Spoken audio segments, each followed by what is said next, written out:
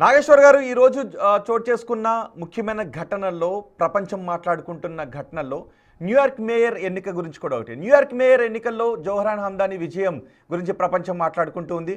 New York మేయర్గా తొలి Indo American ముస్లిం, పైగా అతను అత్యంత పిన్న వయస్కుడైన వ్యక్తి మేయర్గా ఎన్నిక రికార్డు సృష్టించాడు అని ప్రపంచం మాట్లాడుకుంటూ ఉంది. ప్రపంచవ్యాప్తంగా ఇదే ఇప్పుడు హాట్ టాపిక్గా మారింది. సామాన్య ప్రజల విజయంగా జోహ్రాన్ అంటూ ఉన్నాడు. తన విజయం వలసదారులకు బలానికి నిదర్శనమని ఆయన అంటూ ఉన్నాడు. అదే సమయంలో ట్రంప్ కొంత అసహనంగానే మనకి కనిపిస్తూ ఉన్నాడు.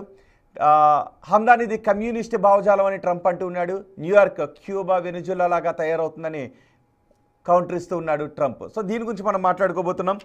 నాగేశ్వర్ గారు, హమ్దాని ఎన్నిక దేనికి సంకేతంగా చూడాలి? అంటే అమెరికన్ సమాజంలో ఉన్నటువంటి భిన్నమైన ధోరణులకు ఇది సంకేతం. ఎందుకంటే అమెరికన్ సొసైటీలో ఉండే పై వాల్ స్ట్రీట్ అనే ఉద్యమం కూడా నడిచింది అమెరికాలో. అంటే 1% of America is ruling 99% of America అని. ఇటీవల నో కింగ్స్ ప్రొటెస్ట్ జరిగాయి దేశవ్యాప్తంగా. 70 లక్షల మంది ఈ నిరసనలో పాల్గొన్నారు. అంటే అమెరికన్ సమాజంలో పెరుగుతున్న అసమానతలు, ఆ అసమానతలపై ప్రజల్లో పెళ్ళిబుకుతున్న ఆగ్రహాలకు ఈ ఎన్నిక ఒక రకమైన రిఫ్లెక్షన్.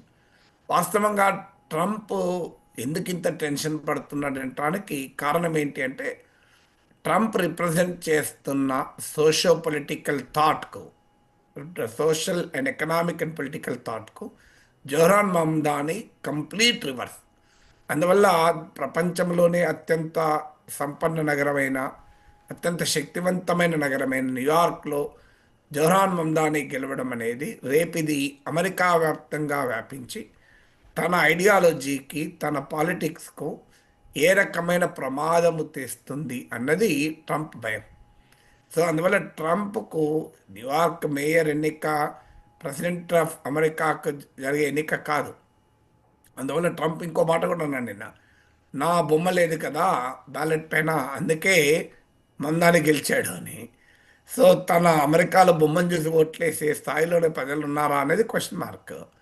కానీ ట్రంప్ వాదన, తనకు కాదు కదా ఓటు వేసేది, అంటే తాను ప్రెసిడెంట్ ఆఫ్ ది యునైటెడ్ స్టేట్స్కు పోటీ కాదు కదా అని.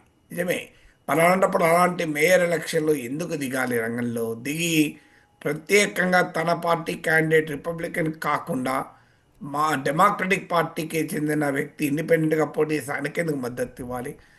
అందువల్ల Trump political, social and economic ఐడియాలజీకి ఒక బలమైన ప్రత్యర్థి గెలిచాడు.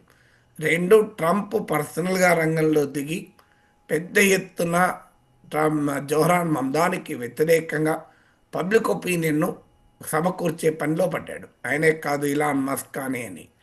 సో ట్రంప్ ట్రంప్ బహిరంగంగా ఇప్పుడు ఇంతకుముందు చెప్పారు, కమ్యూనిస్ట్ అని, రకరకాల రూపాల్లో ఇస్లామిక్ టెర్రరిస్ట్ అని, అంటే ఇస్లామోఫోబియాను, జినోఫోబియా అంటారు, అంటే ఫారినర్స్కి వ్యతిరేకంగా. అలాగే అమెరికన్ సమాజంలో ఉండే యాంటీ కమ్యూనిస్ట్ భావజాలం. ఎందుకంటే మీకు అమెరికా, సోవియట్ యూనియన్లు దశాబ్దాల పాటు కోల్డ్ వార్లు ఉండే, అందువల్ల అమెరికాలో సహజంగా ఉండే యాంటీ కమ్యూనిస్ట్ సెంటిమెంట్ను కూడా వాడుకోవటానికి ఇది మరో క్యూబా అయిపోతుంది, మరో వెనిజులా అయిపోతుంది న్యూయార్క్ అని ఆరోపించడం. ఇలా ఇన్ని రకాల దాడులు చేసినా ప్రజలు ట్రంప్ దాడులను పట్టించుకోలేదు, మమ్దానికే మద్దతు ఇచ్చారు. ఇది భరించలేని విషయం. రెండోది. మూడవది ఏంటంటే, ట్రంప్ను ఎదుర్కొనే డెమోక్రటిక్ పార్టీకి ఇప్పటి వరకు ఫార్ములా దొరకలే. సో ట్రంప్ను నెక్స్ట్ ఓడించడం ఎలా అనేది, ఆ ఫార్ములా ఇప్పుడు మమ్దాని రూపంలో ఏమైనా దొరికిందా అనే భయం ట్రంప్ పట్టుకుంది. ఇప్పటి వరకు డెమోక్రట్లు ఏం చేయాలో అర్థం కాని అంశం. ఒక రకంగా ట్రంప్ను ఏ రకంగా ఎదుర్కోవాలి, ఆల్టర్నేట్ ఏంటి? ఇప్పుడు మన దేశంలో బీజేపీని ఎదుర్కోవటానికి ప్రతిపక్షాలు ఫార్ములా కోసం ఎలా అయితే తల్లాడుతున్నాయో అదే పరిస్థితి అమెరికాలో కూడా ఉంది. So make America great again, America first, మత రాజకీయము, క్రిస్టియానిటీని హయ్యర్ లెవెల్లో పెట్టడము, ఇలాంటి వాటికి ఏం చేయాలో అర్థం కాని పరిస్థితి. ఏం చెప్పుకోవాలి, ఎలా ఎదుర్కోవాలని. ఇప్పుడు ఈ రూపంలో ఒక బలమైన పార్ట్నర్ దొరికాడు. యాంటీ ఇమిగ్రేషను ఇవన్నీ కూడా ట్రంప్ విధానాలు. నాలుగవది ఇక్కడే కాదు, మీకు వర్జీనియాలో గవర్నర్ పదవి కోల్పోయాడు. లెఫ్టినెంట్ గవర్నర్ పదవికి డెమోక్రటిక్ పార్టీ గెలిచింది వర్జీనియాలో కూడా. సో ఇతర ఎన్నికలు మీకు ఈ యొక్క న్యూయార్క్ మేయర్ ఎలక్షన్స్తో పాటు ఇతర రాష్ట్రాల్లో కూడా కొన్ని ఎన్నికలు జరిగాయి. ఆ ఎన్నికల్లో కూడా డెమోక్రటిక్ పార్టీ గెలిచింది. 2026లో మిడ్ టర్మ్ ఎలక్షన్స్ ఉన్నాయి. ట్రంప్ పట్ల పెరుగుతున్న వ్యతిరేకతకి ఇది రిఫ్లెక్షనా? Is it an antidote to Trump? ఇప్పటిదాకా TINA factor, there is no alternative అనుకున్నారు. కమలా హ్యారిస్ ఆల్టర్నేటివ్గా ప్రజెంట్ కాలేకపోయారు. జో బైడెన్ ఆరోగ్యరీత్యా నిలబడలేకపోయాడు. So people are searching for an alternative to ట్రంప్కు. జోరన్ మమ్దాని ఎక్కడ ఆల్టర్నేటివ్ అవుతాడేమో అనే భయం ట్రంప్లో కనబడుతుంది. కరెక్ట్. ట్రంప్ కూడా కొన్ని వార్నింగ్స్ ఇచ్చాడు. ఫెడరల్ సాయం అందదు, మమ్దాని గెలిస్తే ఫెడరల్ సాయం అందదు అనే వార్నింగ్స్ కూడా ఇచ్చాడు. కానీ ఆ వార్నింగ్స్ని అక్కడ హోటల్ ఏమాత్రం పరిగణలోకి తీసుకోలేదు. సో ఇది ట్రంప్కి ఎటువంటి ఎదురు దెబ్బగా చూడాలంటారు దీన్ని? అంటే ట్రంప్ ఇప్పుడు మన దగ్గర ఎలాగైతే ఇప్పుడు రాజకీయాల్లో అయితే ఎక్కడైనా ఒకే రకంగా ఉంటాయి. ఇక్కడ కూడా ఏమంటున్నారు, డబుల్ ఇంజన్ సర్కార్ అంటే మీనింగ్ ఏంది? డబుల్ ఇంజన్ సర్కార్ అంటే మా పార్టీ గెలిస్తేనే మేము ఫండ్స్ ఇస్తాం, లేకపోతే ఇవ్వం. ఇది రాజ్యాంగం అంగీకరిస్తా? కానీ అంటే ఓ బహిరంగంగానే రాజ్యాంగానికి వ్యతిరేకంగా మాట్లాడతారు డబుల్ ఇంజన్ సర్కార్ అని. అసలు భారత రాజ్యాంగమే డబుల్ ఇంజన్ సర్కార్ కోరుకొని ఉంటే అసలు రాష్ట్రాల్లో వేరే ఎన్నికలు ఉండేవి కావు కదా. సెంట్రల్లోనే ఎన్నిక ఉండేది, రాష్ట్రాల్లో అసలు ఎన్నికలే ఉండేది కాదు. కేంద్రంలో ఎవరు ప్రైమ్ మినిస్టర్ అయితే వాళ్ళే గవర్నర్లు నియమించేవారు, గవర్నర్లు పాలించేవారు కదా. అంటే రాజ్యాంగంలోనే డబుల్ ఇంజన్ సర్కార్ అనే భావన లేదు. కానీ మన రాజకీయ నాయకులు రోజు మాట్లాడతారు, which is absolutely anti constitutional language అది.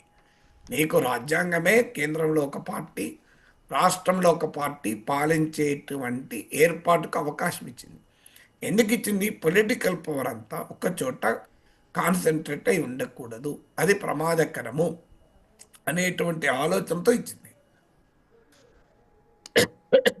సారీ, అలాంటి ఆలోచనతో ఇచ్చింది. అలాంటిది మీరు డబుల్ ఇంజన్ సర్కార్ అంటూ పెద్ద గర్వంగా మన దగ్గర కూడా చెప్పుకుంటారు. సో అందువల్ల మీకు ఎక్కడైనా అదే సమస్య. ఇప్పుడు అమెరికాలో కూడా ఏంటి, నేను ఫెడరల్ ఫండ్స్ ఆపుతాను.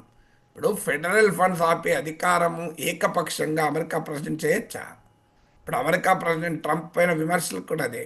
అక్కడ కాలిఫోర్నియాలో, లాస్ ఏంజల్స్లో అల్లలు జరిగితే నేను ఫెడరల్ ఫోర్సెస్ పంపిస్తాను అని. సో రాష్ట్రం మనకన్నా అమెరికాలో రాష్ట్రాలకు అధికారాలు ఎక్కువ. కంపారిటివ్లీ ఇండియా కన్నా బెటర్ ఫెడరేషన్ అమెరికా. మనది క్వాసీ ఫెడరేషన్ అంటారట, అర్ధ సమాఖ్య రాజ్యం. అమెరికాది సంపూర్ణ సమాఖ్య రాజ్యం.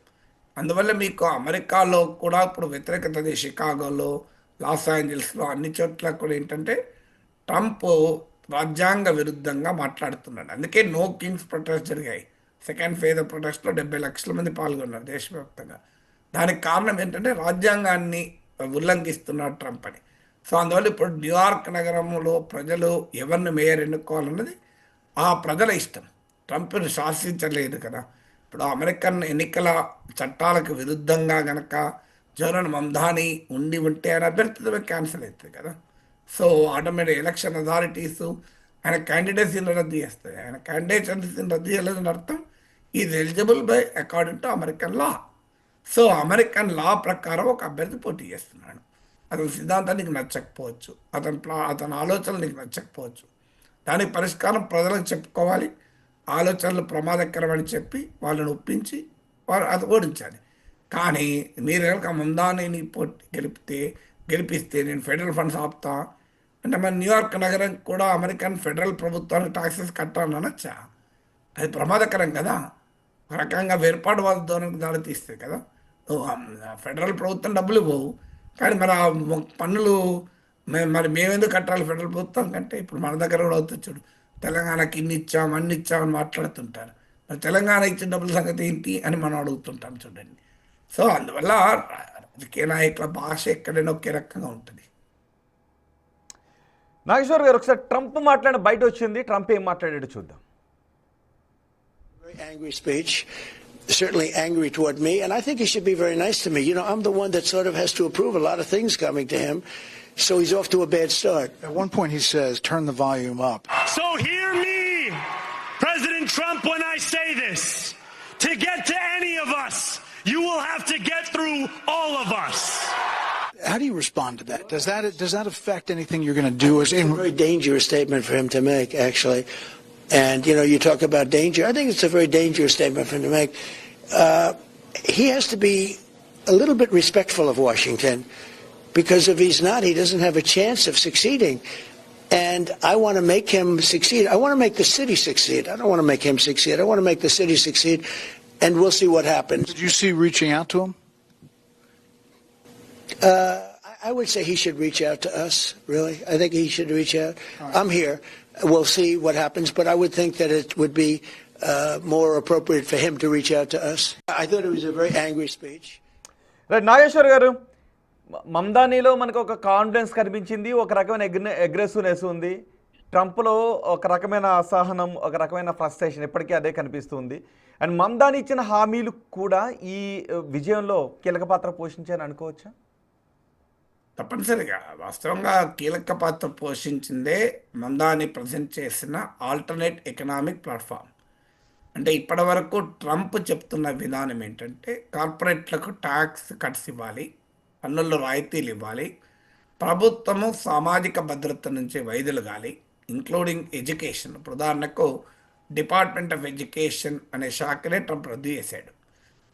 వాస్తవంగా ఎడ్యుకేషన్ అమెరికాలో లోకల్ గవర్నమెంట్ చూసుకుంటాయి, రాష్ట్ర ప్రభుత్వాలు చూసుకుంటాయి. కానీ still 8% of American education expenditure అనేది మీకు ఫెడరల్ ప్రభుత్వం చేస్తుంది. ముఖ్యంగా వెనుకబడిన ప్రాంతాలు, పేద వర్గాల చదువు కోసం ఫెడరల్ ప్రభుత్వం ఖర్చు పెడుతుంది. సో ట్రంప్ ఏం చేశాడు, ఆ డిపార్ట్మెంట్ ఆఫ్ ఎడ్యుకేషన్ రద్దు చేశాడు. ఇప్పుడు అమెరికాలో షట్ డౌన్ జరుగుతుంది. చాలా 10% ఆఫ్ 40 ఎయిర్పోర్ట్లో 10% విమాన సర్వీసులు కూడా దెబ్బతిన్నాయి. 1 మిలియన్ 10 లక్షల మంది ఫెడరల్ ఉద్యోగులు ఎయిదర్ జాబ్ అన్నా కోల్పోయారు, లేదంటే వాళ్ళు వితౌట్ పే పనిచేస్తున్నారు. ఈ క్రైసిస్ కారణం ఏంటి? రిపబ్లికన్లకు డెమోక్రాట్లకు మధ్య అగ్రిమెంట్ కుదరలే బడ్జెట్ పైన. ఏంటి డెమోక్రాట్ కోరుతున్నది? సో హెల్త్ కేర్, ప్రజలకు ఇచ్చేటువంటి ప్రజారోగ్య అంశాలపైన, సబ్సిడీలపైన కోత విధించకూడదని. ట్రంప్ ఏంటంటే ప్రజారోగ్యానికి విధించేటువంటి హెల్త్ కేర్ సబ్సిడీస్ కూడా తగ్గించాలి అని. So Trump ideology, Trump policy ఏంటంటే టోటల్గా ఫ్రీ మార్కెట్కు వదిలేయాలి, కంప్లీట్గా కార్పొరేట్లకు రాయితీలు ఇవ్వాలి. That is the Republican ideology. అందులో ఎక్స్ట్రీమ్ ఐడియాలజీ ట్రంప్ ప్రతిపాదన. సో దీనికి భిన్నమైన ప్రతిపాదన మీకు జోర్హాన్ మమ్దాని చేస్తున్నాడు. ఆయన ఏమంటున్నాడు, రాబిన్హుడ్ ఎకనామిక్స్ అంటాం. కానీ ట్రంప్ దృష్టిలో అది కమ్యూనిస్ట్ ఎకనామిక్స్ కావచ్చు. కానీ ఆయన ఏమంటున్నాడంటే, న్యూయార్క్లో ఉన్న సూపర్ రిచ్ను ట్యాక్స్ వేస్తాను, అందులో కొద్ది శాతం ట్యాక్స్ విధించిన ఆ డబ్బులతో నేను ప్రజలకు కావలసిన విధానాలు చేపడతాను. ఉదాహరణకు యూనివర్సల్ చైల్డ్ కేర్, అంటే మా అందరికీ పిల్లల సంరక్షణ అని. ఇప్పుడు అమెరికాలో కూడా ఇద్దరు ఉద్యోగం చేస్తే తప్ప బతకలేని పరిస్థితి ఉన్న వాళ్ళ కుటుంబాలు చాలా ఉంటాయి. అమెరికన్ సమాజం చాలా కాంప్లెక్స్ సొసైటీ. మన తెలుగువారు ఇక్కడ ఉన్న వాళ్ళని చూసి అదే అమెరికన్ సొసైటీ అనుకోకూడదు. మన వాళ్ళు రిలేటివ్లీ రిచర్ అమెరికన్స్, ఉన్నంతలో బెటర్ అమెరికన్స్ మన వాళ్ళు. Indian American community relatively affluent community. మన లైబర్హుడ్లు రిలేటివ్లీ అఫ్లుయెంట్. మన వాళ్ళు చేసే ఉద్యోగాలు రిలేటివ్లీ హయ్యర్ లెవెల్, ఎందుకంటే హైలీ స్కిల్డ్ సెక్టార్స్లోకే మన వాళ్ళు వస్తారు కనుక. కానీ మీకు ఎవరేజ్ అమెరికన్ లైఫ్ అది కాదు. సో అందువల్ల రేపు పిల్లల చైల్డ్ కేర్ అనేది చాలా కీలకమైన విషయం. న్యూయార్క్ లాంటి సిటీలో బతకాలంటే నీకు అనివార్యంగా భార్యాభర్తలు ఇద్దరు ఉద్యోగం చేయాలి. మన పిల్లల చైల్డ్ కేర్ ఎవరు చూసుకోవాలి? సో ఇలాంటి యూనివర్సల్ చైల్డ్ కేర్, పిల్లల ఆరోగ్యం పైన ఖర్చులు, సో ఇలాంటి ఎన్నో. ఎందుకంటే అమెరికాలో 40% of children are born with Medicaid, అంటే ప్రభుత్వం ఇచ్చేటువంటి సహాయ సహకారాలతో ఉండే వైద్య సదుపాయాలతో పొందుతూ ఉంటారు. అమెరికన్ లాస్ట్ 25 ఇయర్స్లో 2025 సగటు అమెరికన్ ఆదాయము 7% పెరిగితే మీకు 7% increase in the medium income of American. అదే అమెరికాలో ధరలు, కన్జ్యూమర్ ప్రైస్ ఇండెక్స్ 60% పెరిగింది. సో అమెరికన్ ఎకానమీలో ఏలియనేట్ అయిపోతున్న, మార్జినలైజ్ అయిపోతున్నటువంటి ఒక సెక్షన్కు జోహరాన్ మమ్దాని కాన్ఫిడెన్స్ ఇచ్చాడు. సో నేను రిచ్ పైన ట్యాక్స్ చేసి పేద వర్గాల పైన ఖర్చు పెడతాను అని. అలాగే అఫోర్డబిలిటీ క్రైసిస్ అంటారు. మీకు అమెరికాలో బిగ్గర్ సిటీస్ శాన్ ఫ్రాన్సిస్కో లేదు, మీకు అలాగే ఇలాంటి నగరాలు, మహానగరాలు, న్యూయార్క్ మహానగరాల్లో అసలు మనుషులు జీవించడం కష్టం. మీకు హోమ్లెస్నెస్ చాలా ఎక్కువ. ఎందుకంటే యూ కాన్ జస్ట్ ఎఫోర్డ్. కాలిఫోర్నియాలో మీకు బే ఏరియాలోకి ఇల్లు కావాలంటే కొన్ని లక్షల డాలర్లు. So common man cannot afford. So మీకు ఆ న్యూయార్క్లో రెంట్ అసలు భరించలేము మనం, ఊహించడానికి కూడా అంతుపట్టదు. సో చిన్న వ్యాపారం చేసుకోవాలంటే గిట్టుబాటు కాదు. అందుకే మమ్దాని నేను రెంట్ ఫ్రీజ్ యాక్ట్ తెస్తాను, అద్దెలు పెరగకూడదని. సహజంగానే ప్రాపర్టీ ఓనర్లు దీన్ని వ్యతిరేకిస్తారు, కానీ ప్రాపర్టీ రెంట్ తీసుకున్న వాళ్ళు సంతోషపడతారు. ఓనర్లు తక్కువ ఉంటారు, రెంట్ తీసుకున్న వాళ్ళు ఎక్కువ ఉంటారు కదా. ఓనర్లకు ట్రంప్ రిప్రజెంట్ చేస్తే రెంట్ తీసుకునే వారికి మమ్దాని రిప్రజెంట్ చేస్తున్నాడు, వర్కింగ్ క్లాస్ రిప్రజెంట్. అందుకే ట్రంప్ను ఐడియాలజికల్గా సపోర్ట్ చేసి రైట్ వింగ్ వాళ్ళలో ఉన్న వర్కింగ్ క్లాస్ కూడా మీకు మమ్దాని పట్ల అట్రాక్ట్ అయ్యారు న్యూయార్క్లో.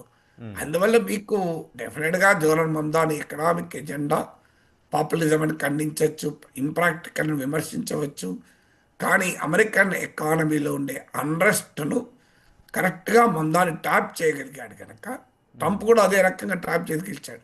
ట్రంప్ ఇంకో రకం సేమ్ ఫినామిన్. ట్రంప్ ఏం చేశాడు, ప్రజల్లో ఉండే ఎకనామిక్ అన్రెస్ట్ను ఇమ్మిగ్రెంట్ల పైన, ఫారిన్ వర్కర్స్ అని చెప్పి సో ఇతరుల పైన నెట్టి వాళ్ళపైన అటాక్ పెట్టి ఆ సెక్షన్ మొబిలైజ్ చేశాడు. సో ఒక డిస్ట్రక్టివ్ మెథడ్లో, వినాశకరమైన పద్ధతిలో ట్రంప్ మొబిలైజ్ చేశాడు. ఒక కన్స్ట్రక్టివ్గా ఛానలైజ్ చేశాడు మమ్దాని. అఫ్కోర్స్ మమ్దాని ఎజెండాలో చాలా ఆకిష్నెస్ ఉండొచ్చు, అన్నీ మనం అంగీకరించగలుగుతామని కాదు. బట్ డెఫినెట్గా అమెరికన్ ఎకానమీలో ఉన్న the other side of the story.